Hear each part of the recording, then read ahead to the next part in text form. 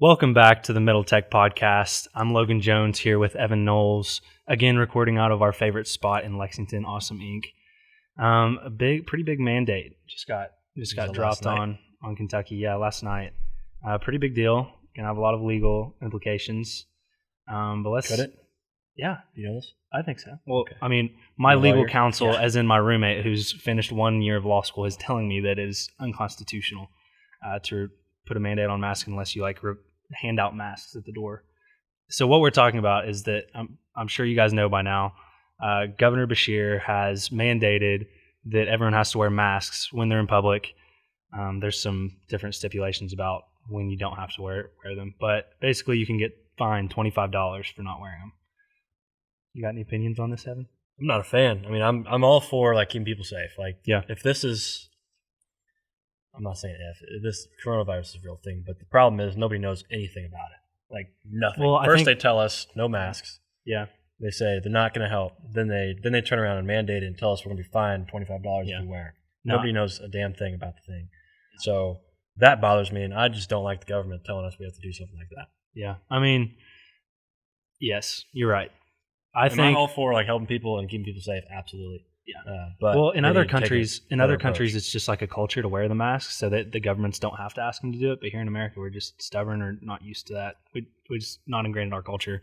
I think that masks should have been worn the whole time. I think they help. I think it's ridiculous that it's been ever said that it didn't help, since this is a respiratory illness that can be spread through air particles. Like, a mask has to help at some extent. I digress.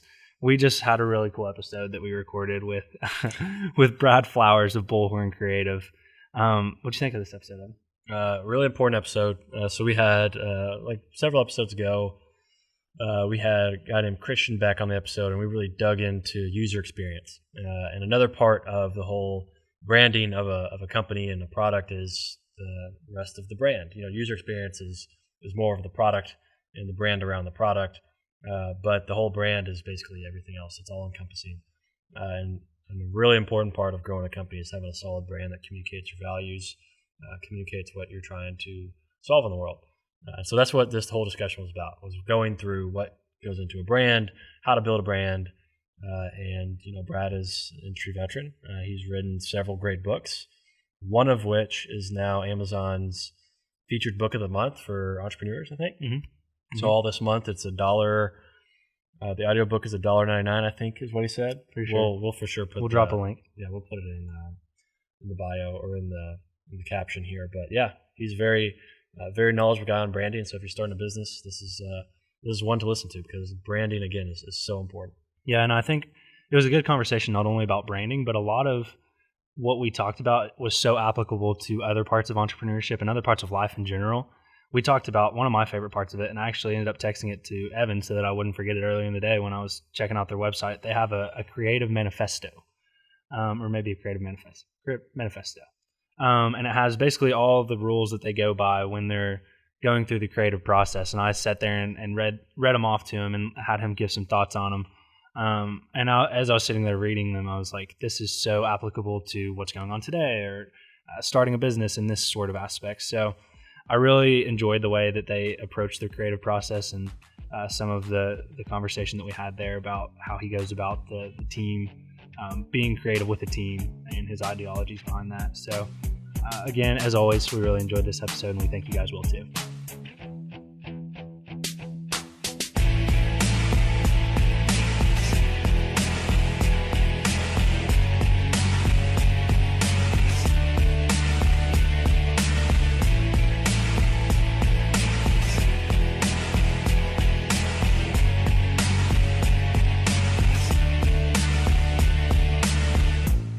All right, welcome back to the Middle Tech Podcast, guys. We are with Brad Flowers this week. He is a partner at Bullhorn Creative Agency right here in Lexington, Kentucky, and he's also an author.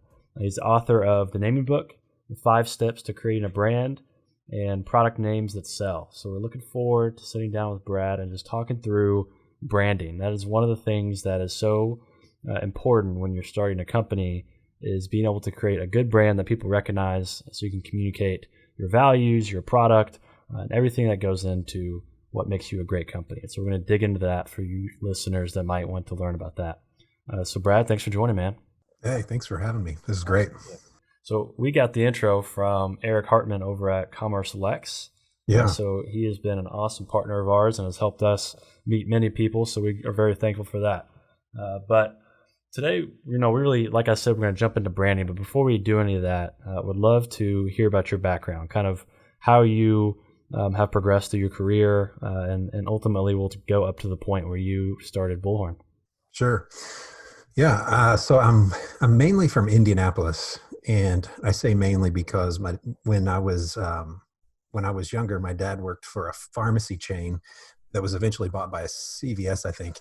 And they had this kind of strange promotional program where you'd start at the smallest town and then you'd stay for a year and then you'd get kind of promoted and moved up a town. So I kind of lived all over central Indiana as a kid, but settled mainly in Indianapolis. And while I was in high school, my parents moved to Texas. So I ended up eventually finding my way, because I didn't know what I wanted to do, down to Dallas. And I ended up going to the University of North Texas after a brief stint in the Dallas kind of community college system, which was actually a great experience. And I'm really happy I was able to do that.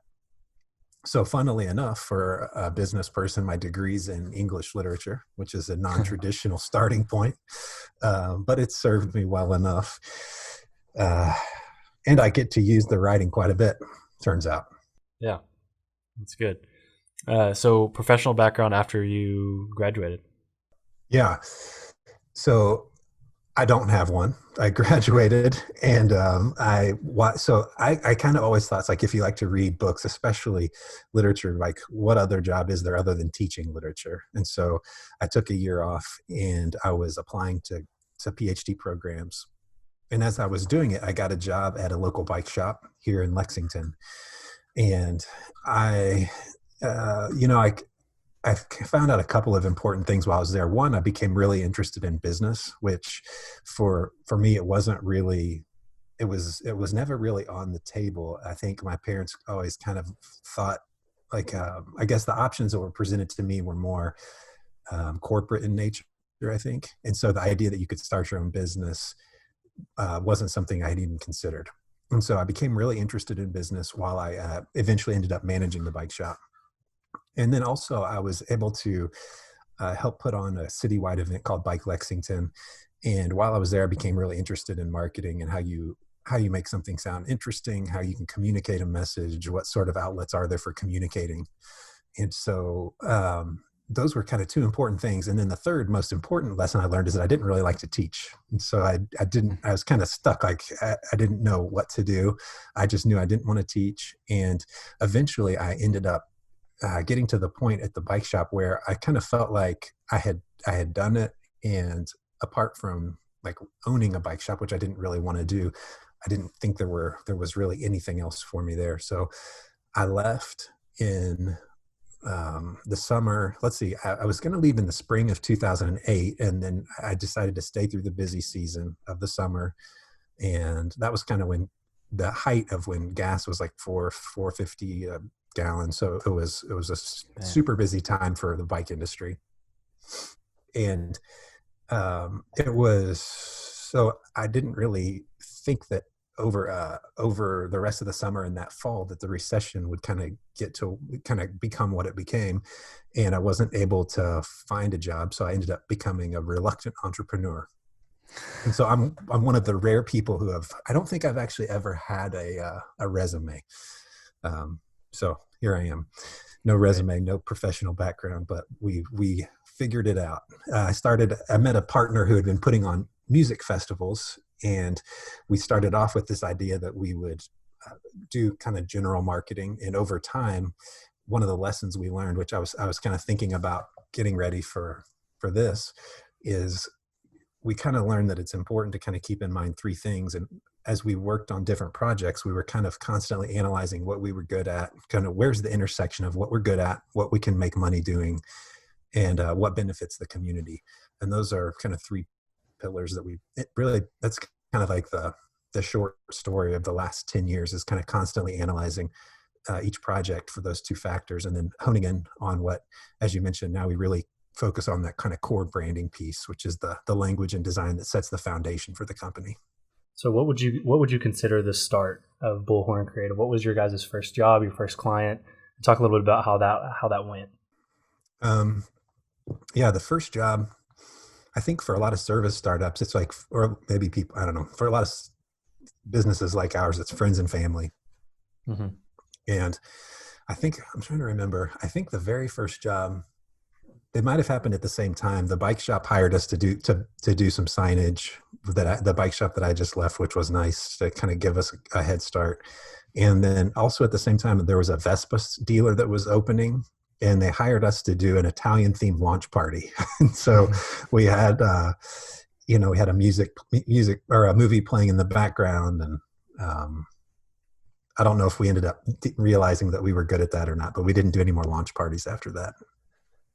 And so you guys continue to evolve past those family and friends. And when did you guys kind of decide, here's what Bullhorn stands for, here's what we're going to do? Was it early, or were you just, kind of taking whatever business came to you? Talk about the evolution of Bullhorn after you got past those first two clients. Yeah, that's another bit of business advice that, everyone talks about focus and how important focus is. And I do think it's important, but I also think it's kind of a luxury of having money. And if you don't have any money, you kind of have to take whatever you can get. Mm-hmm. So, for example, early on, we had a friend who called, and she was running a music festival. And she said, "Hey, I don't know what Bullhorn is, but our bar vendor just backed out. Can you guys sell beer?" And so we were like, "Yeah, we can probably figure out how to sell beer." And so we got a 1-day liquor license and rented a U-Haul and bought a lot of beer. So again, like an example of something we figured out, like when you're sitting at 4 a.m. counting $1 bills and your hands are like all gray from the filth of the money, you realize, this isn't really what I want to be doing with my life. And so that was an example of something we decided we didn't want to do anymore. But I think, let's see, it's funny. It's been to me, looking back, it feels like such a slow progress that it's hard to pinpoint an exact moment. It really feels like, quarter by quarter, year by year, it's kind of slowly, each job kind of building on each job. One job kind of leads to another, and kind of, I think, we had a couple of things going for us. We would try hard. We were nice to our clients. And I think simple things like that kind of set you apart from a lot of people, surprisingly enough.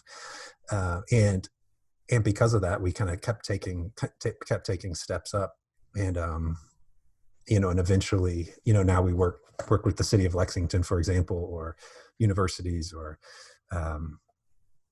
organizations really across the country.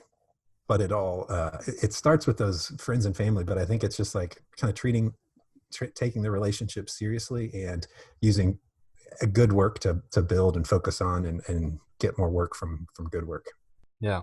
I'd done a little research and asked around and heard that some of your clients are, for instance, like Space Tango and some other companies in town. Talk about some companies that our audience might be familiar with. You had mentioned the university just now. Talk about some other clients you guys have, and then we'll jump right into the branding and get some of your advice on branding. Yeah, we've done some really cool projects. The Eastern Kentucky University hired us to help transition away from their kind of visualization of the kernel as their logo.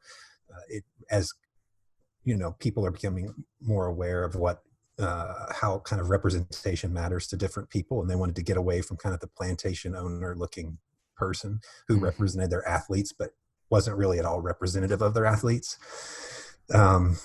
We've worked for, like I said, the city of Lexington, or in this region, like Lextran, Good Foods Co-op, App Harvest, Space Tango. What else? I'm sure I'm forgetting a ton. We just finished a big project for Waterfront Park in Louisville, which was really fun. We do some work for Brown Foreman, who owns Woodford Reserve and Jack Daniels. We just did a big alcohol responsibility project for them, which was really cool and it's been ongoing. But like I said, we kind of worked for clients. Last year, I spent a ton of my time working for, there's a fintech startup called Cadre. They do real estate and fintech stuff. Cadre, yeah. I know Cadre, okay. So we worked for them for about 6 or 9 months and did a ton of work. So yeah, we're kind of all over the place. Very cool. Where's Cadre based out of? They're in Manhattan. Okay. Yeah, no, they're a pretty well known brand. I get ads for them all the time. Oh yeah, they want you to buy those buildings. Yes. So let's actually jump into the meat of what we want this episode to be, which is, we want our audience to take away from this major learnings around branding and just really come away with this with a good understanding of what it takes to build a good brand. So for somebody that doesn't know much about branding, how would you describe it to them? What's the purpose of branding? What is it? Sure. Yeah, branding is a really slippery term, and it's the people who work in the branding space that make it so, and it's kind of our fault. So I think one issue is companies tend to converge on terms that sound cool. And so like what was once a marketing company became an advertising agency, and then advertising agencies started calling themselves digital agencies, and then started calling themselves branding companies. So there's this kind of convergence of language. So it sort of means a lot of different things. What we mean by branding is we develop the front end language and visual elements that make the foundation of your brand. And I think your brand can encompass everything from the employees you hire, the space you inhabit, the products or services that you create. Really, it's kind of all of the places, all of the touch points, and all the ways that you interact with your clients or your employees, really too. Those are all kind of, it's sort of like, I think of it sort of like culture. Culture is a word that we all use fluently and kind of get what it means. But when it comes down to defining it, every person's going to have a different definition of what you mean by culture, because it's kind of complicated. So that's kind of how I see the brand. So like, for example, if someone hired us, we would deliver a brand manual, and in it would be typefaces, logo. We do a fair amount of naming.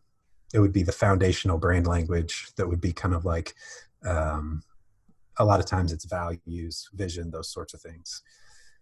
And photography style, colors.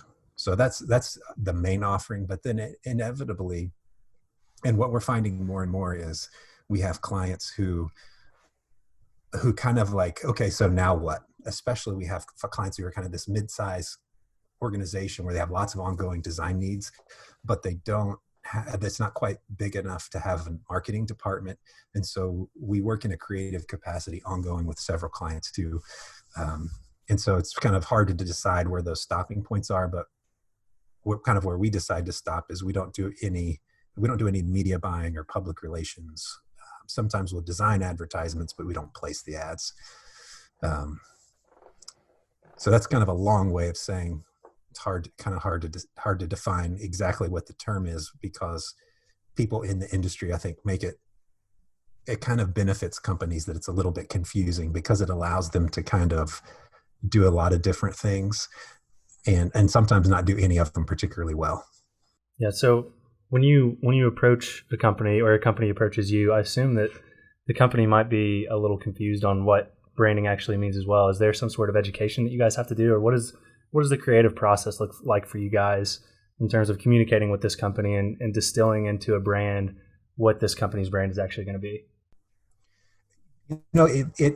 I would say 5 years ago, that was more the case, where people were confused with what they wanted. I think people now kind of get it, and I maybe it's partly just from spending more time. Maybe we're doing a better job on our website. I don't know. But I feel like people now kind of know, I mean, to make the sort of financial commitment that it takes to work with us, it's like we can't talk someone into that. They kind of already know that they need what we do.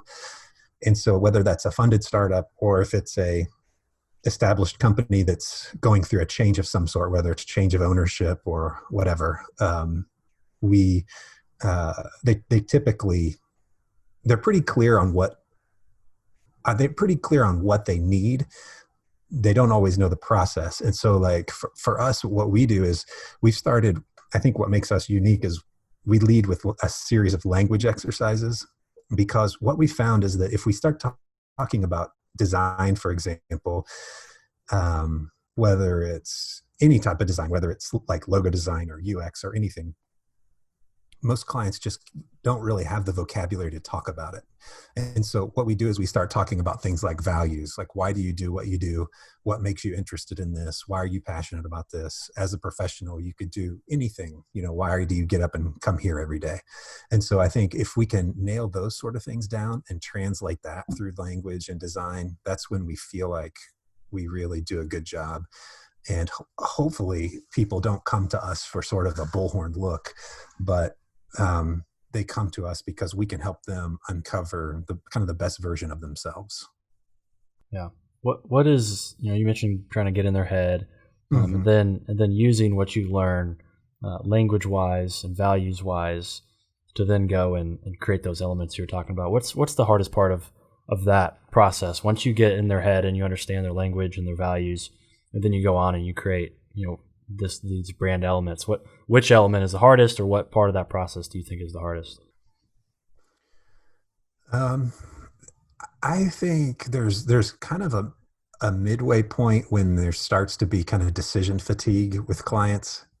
Early on, there's a lot of energy. People are excited. The exercises tend to be really fun. Then once they start seeing the work and they can kind of imagine what it might look like, then they start to get really excited. It's often making those final decisions when it goes from kind of everything being a possibility to like, okay, now we have to pick one thing. Mm-hmm. That tends to be the hardest part, especially around language. There are some pretty tangible barriers for most people in design. Like they just don't actually have the software to make a logo. So there are some like practical barriers, but because everybody talks, they also think they're kind of an expert on language. And so that is often a challenge, is gaining the trust for them to just say, okay, you guys are the experts. That may not sound right to me, but we'll go with it. And then kind of the next steps when it comes down to like gathering content for a website or something, that's also a pretty profound challenge when clients realize how much work they're going to have to do to help with the project. It's a lot of content. It's a lot of content. Got to Even create a small content site nowadays. I know. Yeah. So what kind of person would you say is good at branding and coming up with that brand? Is it more of the CEO role of distilling that vision for their company into what the brand needs to look like, or does it take a more creative person who might have gone to school for digital media and design kind of thing? Just kind of put us in the mind of the person that is best at creating a brand for a company. That's a good question. Or their natural strengths that a good brand or person that does branding has. Yeah, I think there are definitely some strengths, and I think a lot of them are generally the strengths that creative people in general have.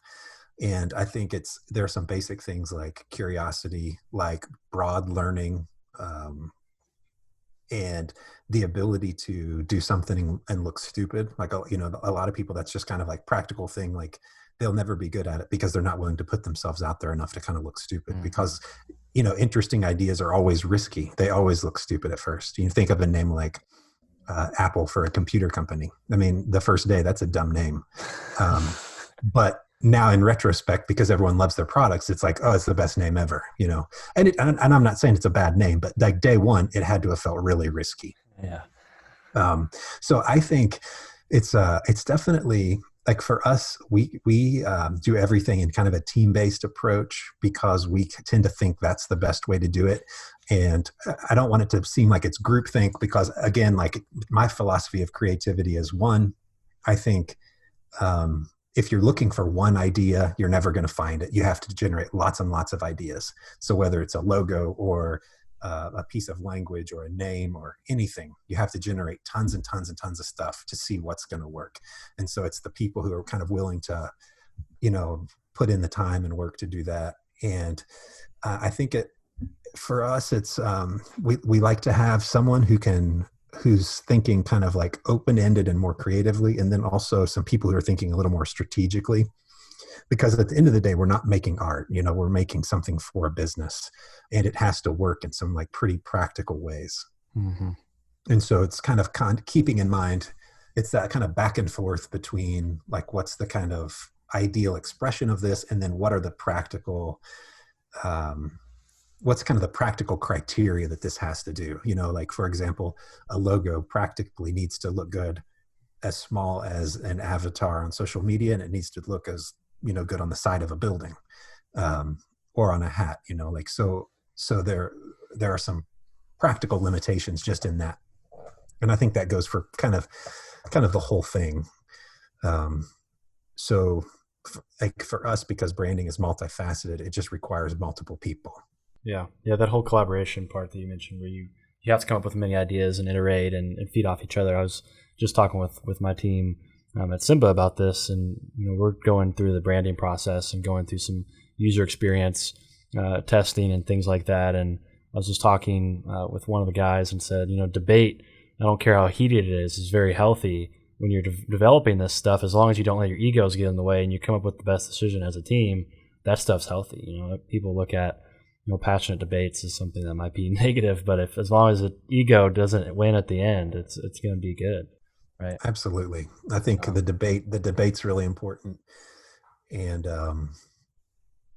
and it's like, I think a part of, maybe a big part of the job and maybe big part of my job right now probably is like creating safe space for people to have those sort of debates, as I kind of like work less and less on client work and kind of move into this new role of understanding how to kind of manage teams of creatives, which is kind of a different thing for me.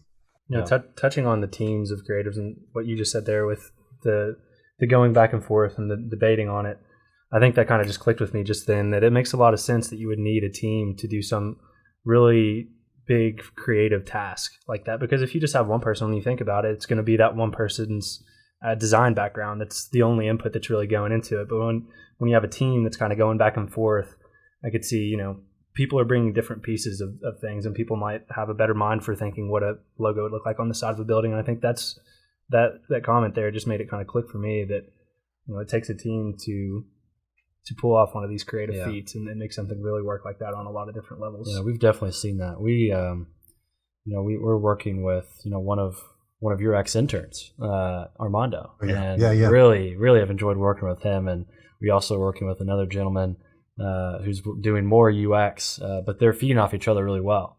And that's been good to see. And so, yeah, Logan, I think you're right. It does take multiple perspectives, because it's hard. I've sat down and tried branding and myself, and I've noticed it definitely takes collaborative effort. Yeah, well, I mean, one of the things that it kind of applies in my own experiences is trying to do middle text stuff, and then seeing how much something can improve. When we brought on Jake, and when I was doing middle text stuff, I thought I was iterating and trying to break things and be creative. But when we brought on Jake, somebody who really knew what they were doing, and then him and I were able to go back and forth like each other, I think it's a very clear improvement. Oh yeah, on our branding stuff. Yeah, no, it's iterative over time for sure. So there's all these different elements to branding that we've already previously talked about. The brand voice, the language, the motion graphics, color selection, color palettes, photography, writing, user experience. In your history, being around so many different individuals in the branding space, do you see that people group these together and are good at certain ones, but maybe not others? And what are the patterns you see there? Mm-hmm. Yeah, definitely. The writers, I guess that's a good question. How do there's a lot that goes into it. So I imagine a person's going to want to pick maybe one or two that they really, we were talking about this word focus, and we're going to talk about it more later, but where people eventually, as somebody moves along in their career, you'd think they'd want to focus specifically on two things, but maybe be good at everything, but be super good at a couple, right? Yep. Yeah. So it's a little easier to talk about designers. So like generally we would hire someone whose core capacity is a graphic designer, and specifically they're an identity designer, because that's the core thing we offer. Most people hire us. I like to flatter myself and think they hire us for all this strategy, blah, blah, blah. But really they hire us because they want to look better at the end of the day. They want to look cooler. And so we hire identity designers, and then typically they'll have one or two kind of secondary or tertiary skills. So like often an identity designer will also have some expertise in motion design or in photography or videography. And that's kind of what we're looking for as a small team. We're really looking for kind of who can do the core thing really well, and then what secondary things can they bring to the table to help kind of round out and make the identity really robust. So on the design side, that tends to be it. For the writers, most of the writers also will work on naming projects just because that's a pretty natural extension. Mm-hmm. Although a lot of times we'll try to get a couple of other, like a designer, so some, maybe even an account person to think about it, because it is helpful to have outside perspectives.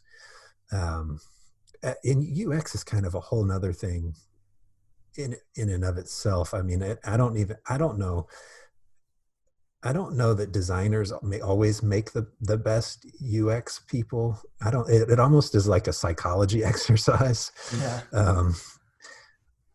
That's a good question. And I don't know that I have a great, although we definitely have some people at Bullhorn who have a background in design who I think can kind of intuit what users want and how to make things that people want to interact with.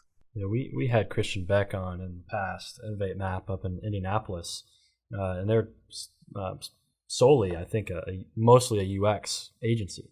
And that conversation was definitely different than what we're talking about now. So I can imagine how, the skill sets that go into that are a little bit different. It's more about understanding the usefulness of a product and how people are interacting with the product versus, what are the colors and what do the colors communicate? What is the way we, the language and the name of the company and the logo, how does all this fit into UX? From what that conversation went, it's more about, how are these people getting useful information out of the product, how are they getting utility out of it, and what's the minimal amount of clicks we can help somebody get something accomplished.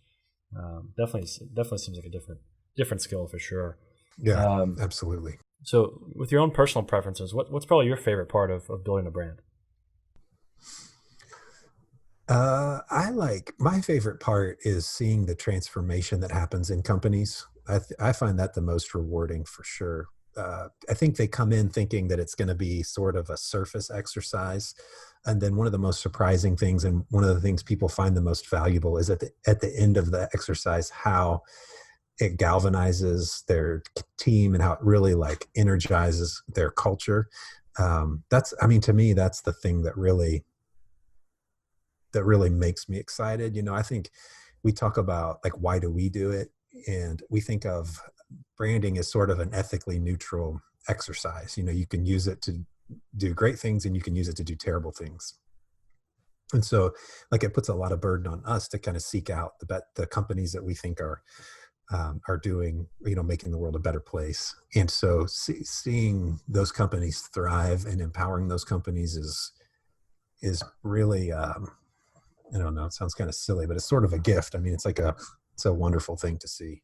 It's really rewarding to be part of. Yeah, I kind of hear what you're saying, because we're going through branding exercises now, and we feel like we've got kind of the direction we want to go and the color palette and all this stuff, and it just feels like once you get that identity, the momentum, it feels like you get this momentum behind you, the confidence behind you, because now you kind of resonate with the company a bit more, right?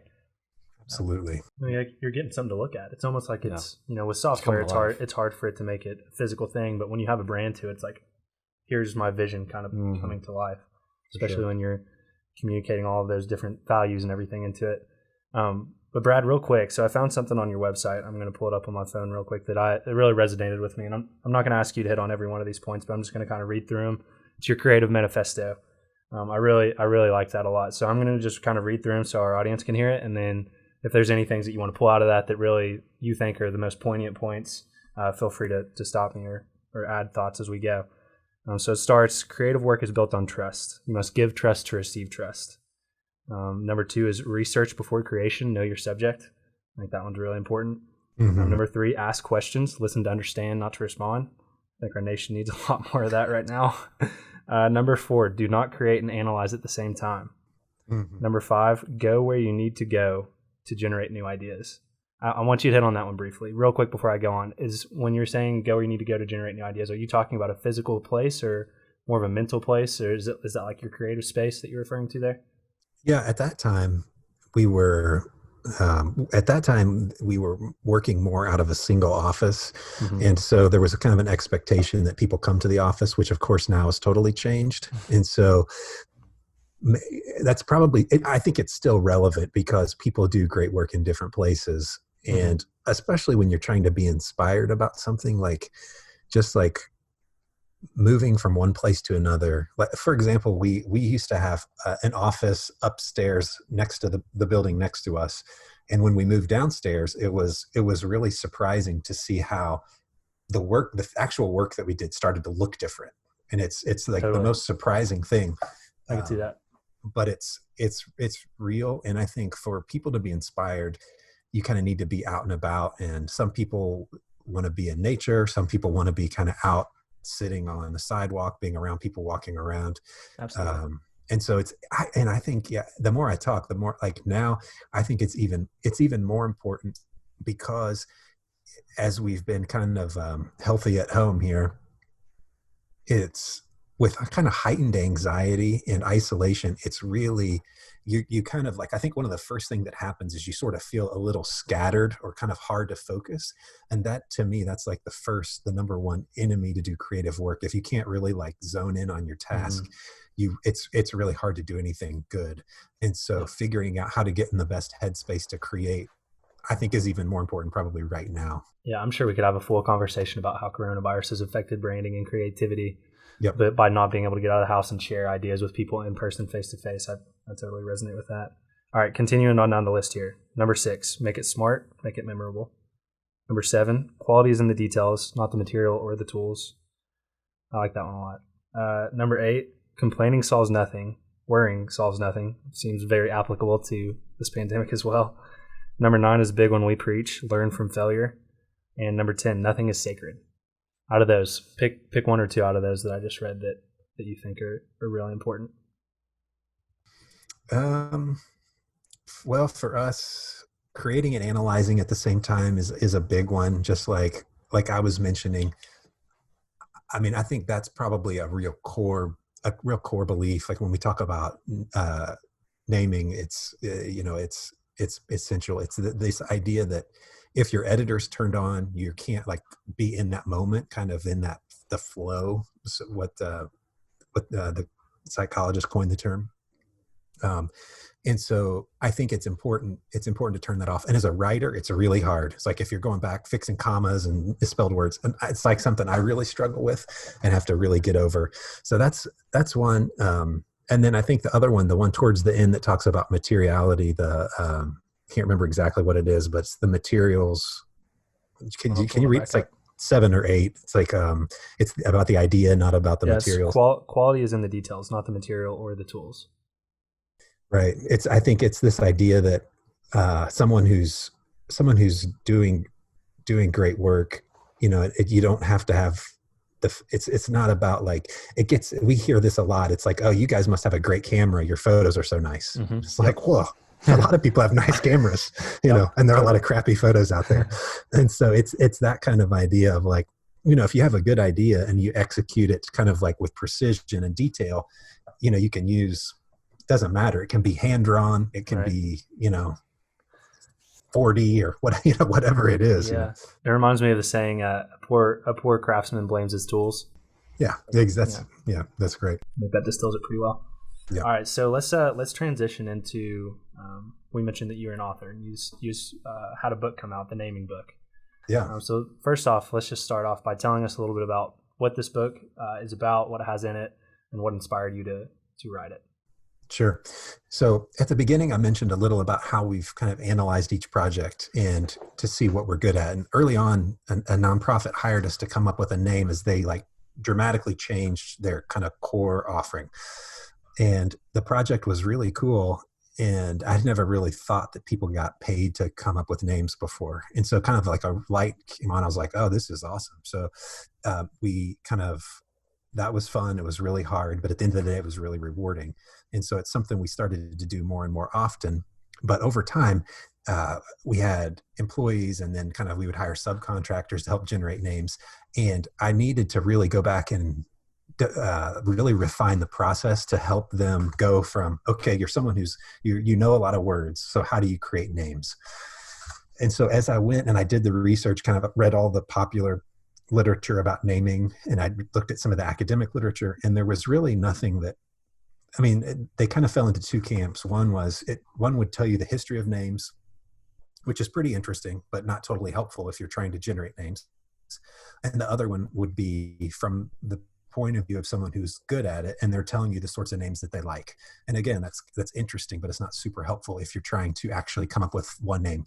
And so I started building out the process for our team internally. And as I wrote, I just kind of realized that if we as professionals couldn't figure out the best way to do this, like what about the entrepreneur who really, they never really want to learn about naming. They just want to come up with one good name or multiple good names and get back to all of the other 1,000 things that they're trying to work on at the same time. For sure. And so really, as I started, that's when I think the idea really crystallized. It was like, this process is I think I can make it simple, and I think I can make kind of like almost like a worksheet based process for someone to work through.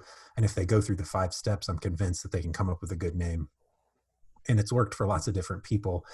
And I really wrote it with the entrepreneur in mind. He really doesn't want to spend a ton of time learning about naming, but really just wants to get enough to get one good name and then kind of move on.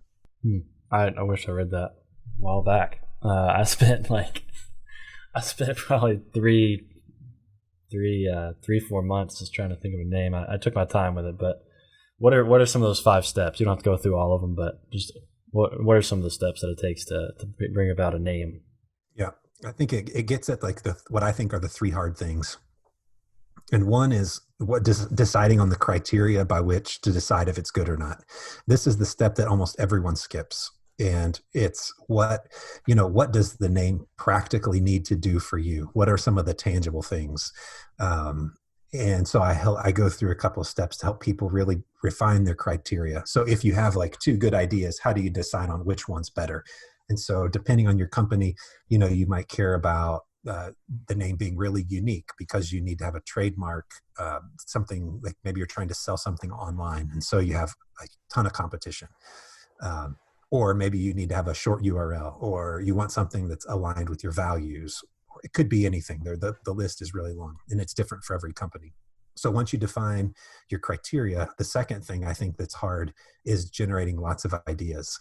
And so I talk a little bit about how to brainstorm effectively. Most people, again, know about brainstorming, and most people do it really poorly. And so I give some tips about how to do it more effectively. One of which we kind of talked a little bit about earlier is if you're brainstorming in a group, make sure you do all of the kind of ideation before you get into the group setting, because if you try to do it together, people always tend to kind of converge on ideas when really this is all about kind of creating divergent thoughts. And so kind of the middle 3 steps are all about how to create as broad a range of ideas across as many different name types as possible. And so we lay out the 7 or 8 types of names and help people kind of fill in names in each category, because you might be surprised, you think you want a name like Apple or Facebook or whatever. So we go through and real words like Apple, foreign language words, compounds like Facebook, affixed words like Spotify, which have a thing like that's a word with something on the end. Let's see, phrase names like outdoor voices, something like Pinterest, kind of where 2 words are smushed together. And so going through all of those different name types and explaining them, because most people, again, don't think of like names are like structurally different. They just kind of think of like there's like a sea of words and we're going to try to figure out. But if you break it down into the different structures, you can sometimes, create really interesting and surprising things. Yeah, I think for most people, just to hit on that real quick, that just flies below my conscious radar. I hear a name and it sounds good to me. I don't think, I don't think of, this is a naming convention. Anyway, I don't want to go off on tangent here, but that makes a lot of sense. Yeah, it's exactly right. And it's one of those things, it's like, you don't want to have to take a test and what are the 7 types of brand names? It's like, no one cares, but you just like one time you want to be able to like have a broad range of ideas, and that helps. Sure. I think that helps people come up with a wide range of different types of names that actually sound different. Again, because we have this constant urge towards convergence. And I think it's just drilled into us in school with tests coming up with the right answer, those sorts of things, where it's like we kind of constantly are converging on similar sorts of things. And so someone, especially new people who are new to naming, will say, okay, I have like 10 names. And really, when you look at it, it's kind of 10 versions of the same idea, where really we want like 10 different ideas. Hmm. And then the last chapter is about the third part, which I think is hard, and it's about making a decision. So it's about how to go from, say, you have 150 ideas, and then looking at it against your criteria, you limit it down to maybe 30 passable names. And then how do you really go from 30 passable names to one or two that you're going to start pushing through on, trademarking? Interesting. One of my big things when I was thinking of names is I'd go to the thesaurus and I would think of like words that I wanted to have that I wanted to connect to our brand, and then I just type in those words and see what other words came up. And I feel like everybody, I don't know, I feel like that would be a common thing for somebody to do. I don't know if it's common, but I mean, it's definitely very effective. It's like, especially now we have access to so much information, like people shouldn't feel limited to only words that you know. It's just like, there's a ton of stuff out there. Dig into it. It's like, that's, I think, when you can find interesting stuff. The thesaurus, and another interesting one that people don't often think of, are kind of lists of obscure words or kind of inside jargon. So a lot of times what we think about are, what are the metaphors you use to describe what you do? And, you might say, well, we help guide our clients to blah, blah, blah.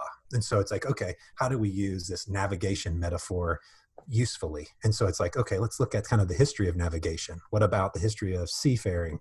And so digging down into those terms, you can find really cool, strange words that are great, because it's like, it's kind of the tip of the spear. So it's kind of like, it might be a strange word, and it's like strange enough to get someone to ask you a question. It's like, oh, what does that mean? And then once they ask you, what does that mean? You kind of have your foot in the door, and then you can tell your story. It's like, well, I have this company and we're trying to help people navigate these problems more easily, and blah, blah, blah, Yeah.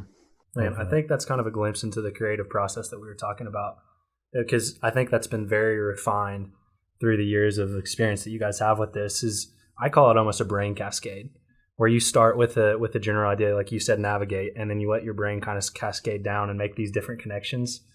Man, that's a cool thing to be able to be very poignant about it and say, we're going to go this. It just seems like something that would come with experience, I guess, is what I'm trying to get out here. But man, that's awesome. That's I think there's a lot of awesome, actionable things that you were talking about there that came from that book. So I'm excited. I hope you have a ton of success with that. That sounds like an awesome book. Yeah. So and now, I hope it's useful. Yeah, it sounds like it. Sounds like it will be for sure. It sounds like Evan needs it, actually. I wish I had not it anymore. Not Yeah. anymore. Kidding. Let's dig into learning. So let's jump through these real quick, and then we'll get into the city of Lexington here at the end. So let's focus. You got 3 here.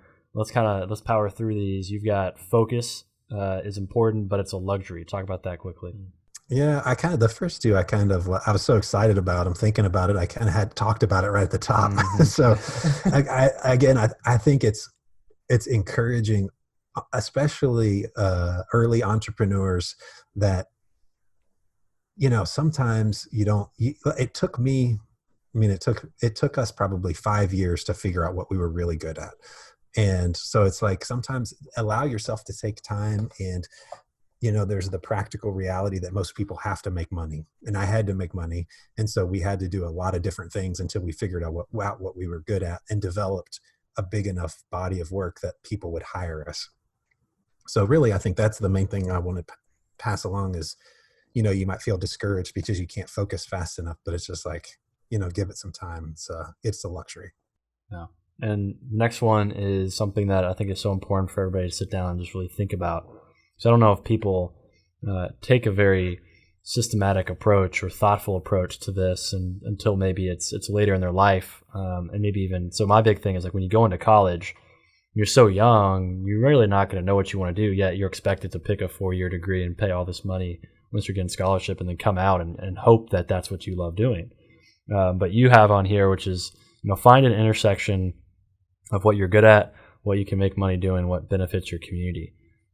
That's probably what you mean by that is basically to help somebody figure out what they want to do with their lives and maybe even their business. So talk about that quickly. I'm sure it's self-explanatory, but maybe a little bit more color. I think, as you were talking, the funny thing is I've always thought about it in terms of our business, but really it makes just as much sense for a person too. Like it's the same thing. Like, as I think about my role within Bullhorn and how it's changed over the years, it's the same thing. Like, I'm trying to stop doing the things that I keep screwing up, and help us figure out how to work more profitably in a way that's less stressful. And then how can we better, benefit our community? So, and for us, really, I think we have to, if any of those three things start to fall, the whole thing kind of falls apart. So, if you're not doing something you're good at, you're going to be miserable. If you're not making money, the business is obviously going to fall apart. And I think for us, at least, if it's not benefiting the community in some ways, it feels sort of pointless. And so we don't have the passion. Then it's like, if it's not benefiting, then like we can't really be good at it because you don't bring the same passion to it. And so it's kind of all three are pretty closely tied together. Yeah. It's that benefiting the community or your purpose that keeps you going, right? Yeah, for sure. One of the ones I really wanted to talk about and hear your thoughts on, because you were vague here, you said read fiction. Yeah. And I personally have always struggled with this because to this point, all I read is, business, technology, and, nonfiction. And I've always told myself I need to get into fiction because I grew up loving fiction. But I just kind of haven't done it in the last, 5-6 years almost. I feel like, why is fiction important? Well, I think it's especially important for me, and I kind of get it, like, because since, and this is kind of an insight into my personality, so when we started, I felt really self-conscious about my education. Like I wasn't qualified to run a business. I was like, I have a degree in English. Like the highest math class I took was called college math. I mean, like, what is college math? And so I was like, I'm not qualified. And so I found it was some blog post called like the 100 books you need to read to have the equivalent of an MBA. And so I I put the whole thing into a spreadsheet, started, chugging through them. And then over the years, I've kind of built it up. It's probably like 300 books long now. But so I get the drive for nonfiction. And I think that's super important because it's important as leaders, especially, and people founding companies and in leadership roles in companies, to be as educated and to have as much, have the best information possible. But that has a limit. And I think the limit is with empathy, which as a leader, you can only know so much. If you can't connect and lead people with empathy, people ultimately won't listen to you and they won't follow you. And so I think there's nothing better in the world at building empathy than reading fiction, because you literally have to put yourself into someone else's perspective to even understand the story. And so I think reading fiction is an inherently empathetic act. And so it kind of helps start to build those muscles. And so you can kind of reflexively, when you're in a situation at work with a coworker or someone who's kind of reports to you, or if you're talking to a client, for us, it's like, we often joke that the work would be great if we didn't have to have clients. It'd be the funnest job ever. But and we're joking, but like part of it's true. It's like clients can be a pain in the ass. But one thing, like when we think about it, the reality is this is something they're doing probably once, maybe twice in their whole career, and it's something that we do 30 times a year. And so it's like, for us, it feels totally natural and easy to just make these wholesale changes, where for them it's super stressful. And so I think being able to have the empathy to imagine what it feels like in their position, it helps us kind of do a better job of leading them through the transition. So that's why I think it's important. And we try to read fiction as a group. We kind of always have something going, because I think it's important at all levels, whether you're an account planner or an, designer or whatever. Yeah, makes so much sense. I don't know if I've thought of it from that perspective, but makes so much sense. Cool. Okay. As always, we're going to end with bringing it back to Lexington, talking about our city, talking about how we can improve it and what needs to be improved, and what we're doing well. So let's start with, first of all, you've been helping brands in Lexington, grow for how many years now has Bullhorn been around? Almost 12. So 12 years you've been in Lexington watching, companies evolve. How has Lexington changed over the years that you've noticed? I think Lexington over the last 12 years, like 12 years ago, I don't think people thought about design very much. It just wasn't on people's mind. And I think definitely the design aesthetic overall has changed a lot, and it's gotten a lot more sophisticated. And so I think that's a great and important change, whether it's from your, like local restaurant or the hospital or whatever, I think there's good design gives people a sense of trust. Like if you're going to pay attention to do that part well, you're probably going to do the other parts well. And so that's a change that I've seen, and still I think it needs to go a lot further, and we're always frustrated and want to like push things faster further. But I definitely think that's been one thing. And also just kind of the downtown area has changed a lot, especially the north side where we are has changed a ton over the last 12 years. It's it's totally different place. Yeah, I'm looking forward. I really like I've been to the night market there several times. That's brought culture up there, and I'm looking forward to that marketplace as well. That's going to be when the gray line, I think is what they're calling it. Mm-hmm. Yeah, the gray line will be that'll be a nice thing. Yeah, absolutely. So what is Lexington doing extremely well? What do you think separates Lexington from other cities that you've been? What makes it Lexington in your mind? Well, there's like the practical thing of having an urban service boundary. I think that makes Lexington a better city than like Louisville, for example, where Louisville is so sprawling. I agree 100%. And so I think that's something that's really good. It makes it feel like with relatively low population, you still feel like there's an urban core, and you can really quickly, like I'm a bicycle rider, so I like just being able to get out of town in like, 5 or 10 minutes.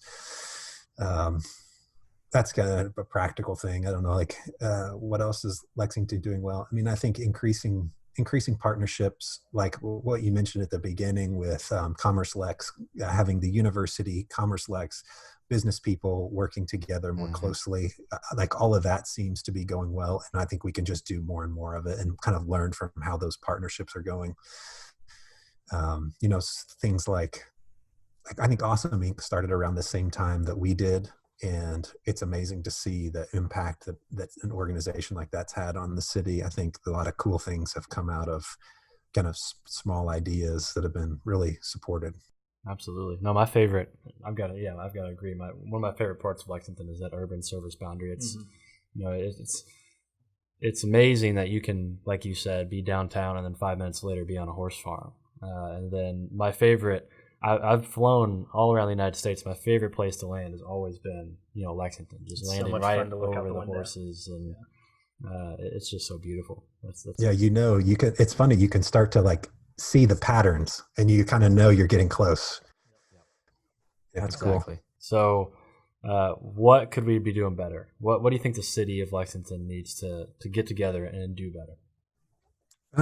I think this is like a national issue that has been really punctuated in the last month or so. Is I think, during this downturn, we've seen Black-owned businesses fare much more poorly in this sort of thing. So I think we can do a lot more to support Black entrepreneurs and Black-owned businesses, and we need to figure out as a company, as like a business community, how to do that and how to support each other.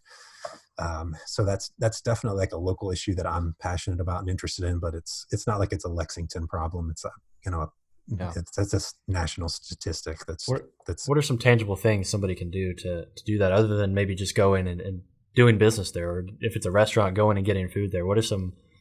Yep, you said you're doing some work there, or maybe that you're passionate about it. So I assume you're trying to do some work there. What are some tangible things that people can do to help? Yeah. So we're kind of taking 3 steps, and again, like I'm not an expert in this, but I'm trying to listen to experts. So we're kind of doing 3 things in an effort to become what we would call an anti-racist culture at Bullhorn.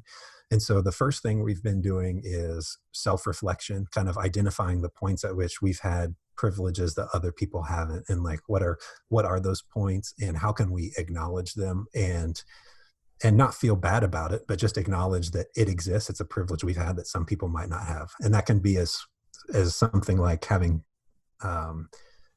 growing up in a middle-class neighborhood, or, there are all kinds of ways that we have advantages.